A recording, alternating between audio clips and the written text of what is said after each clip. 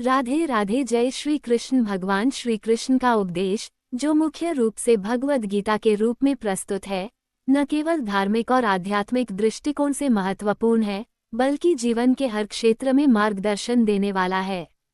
अर्जुन और श्री कृष्ण के बीच महाभारत युद्ध के समय हुआ ये संवाद कर्म, धर्म, भक्ति, योग और जीवन के उद्देश्य के बारे में गहन शिक्षाएं प्रदान करता है।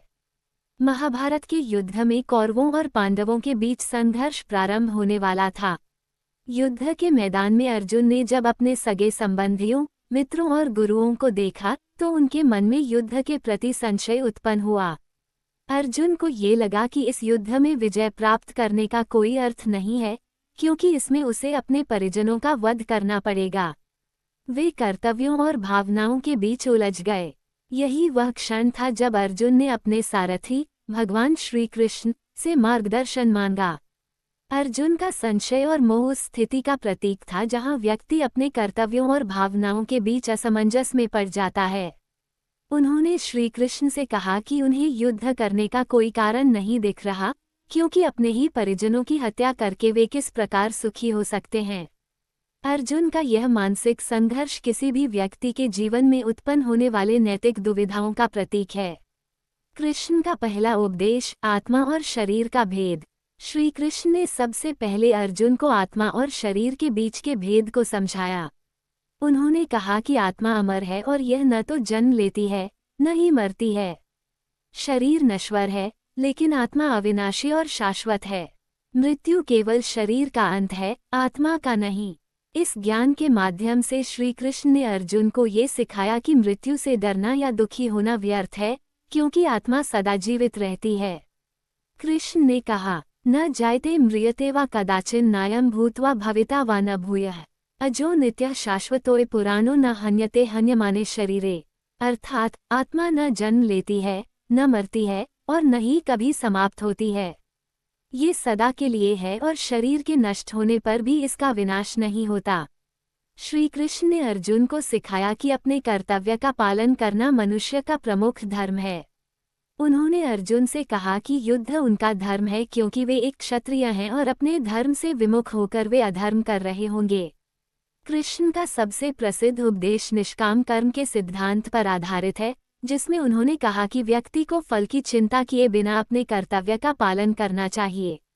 उन्होंने अर्जुन से कहा, कर्मण्येवाधिकारस्ते मा फलेषु कदाचन। अर्थात तुम्हारा अधिकार केवल कर्म करने में है, उसके फल में नहीं।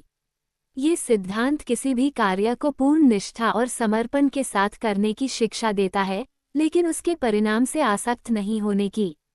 ये जीवन की हर स्थिति में मानसिक शांति बनाए रखने का मार्ग दिखाता है। श्री कृष्ण ने अर्जुन को विभिन्न योगों का ज्ञान दिया, जिनमें मुख्यतः कर्म योग, ज्ञान योग और भक्ति योग शामिल हैं। जस्ट योग का मतलब है कर्म करते हुए भगवान में मन लगाना। व्यक्ति को अपने कर्तव्यों का पालन निष्ठा के साथ करना चाहिए, लेकिन फल की चिंता किए बिना। श्री कृष्ण कहते हैं कि कर्मयोगी वह होता है जो कर्म करते हुए भगवान को समर्पित रहता है और अपने कर्म के परिणाम की अपेक्षा नहीं करता।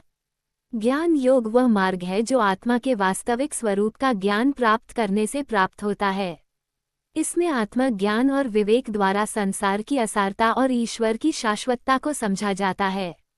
श्री कृष्ण कहते हैं कि जो व्यक्ति ज्ञान के मार्ग पर चलता है, वह मोह और अज्ञानता से मुक्त होकर जीवन के सत्य को जान सकता है।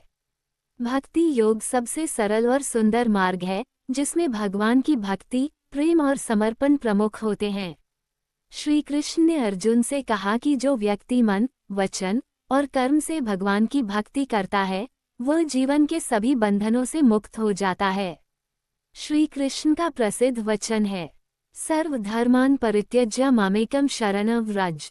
अर्थात सभी धर्मों को त्याग कर केवल मेरी शरण में आओ, मैं तुम्हारे सभी पापों से मुक्ति दिलाऊंगा।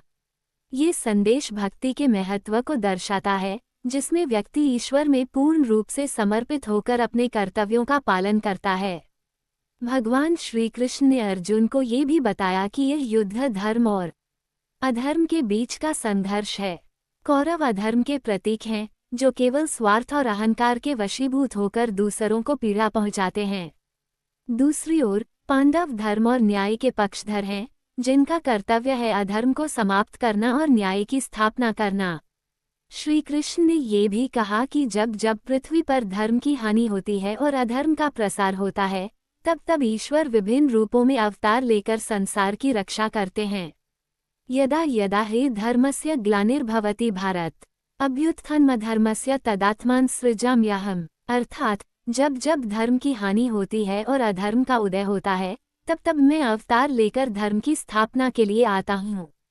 श्री कृष्ण ने अर्जुन को ये भी सिखाया कि सच्चा योगी वही है जो समभाव से जीवन जीता है। सुख और दुख, हानि और लाभ, जय और पराजय सभी स्थितियों में मनुष्य को एक समान भाव रखना चाहिए।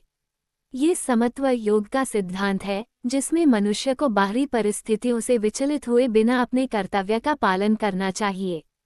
समोहम सर्वभूतेषु न मे द्वेषोऽस्ति न प्रियः, अर्थात मैं सभी जीवों में संभाव रखता हूँ, न मुझे कोई प्रिय है और न कोई अप्रिय।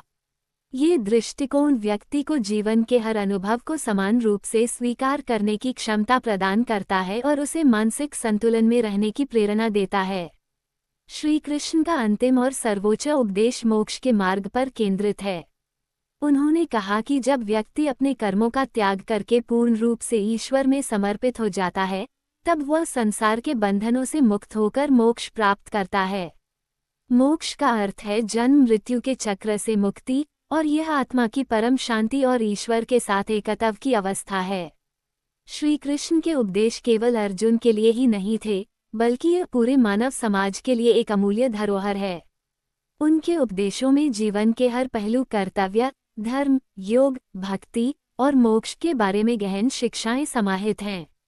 भगवद गीता के इन उपदेशों को अपनाकर कोई भी व्यक्ति अपने जीवन के संघर्षों को पार कर सकता है और ईश्वर के निकट पहुंच सकता है।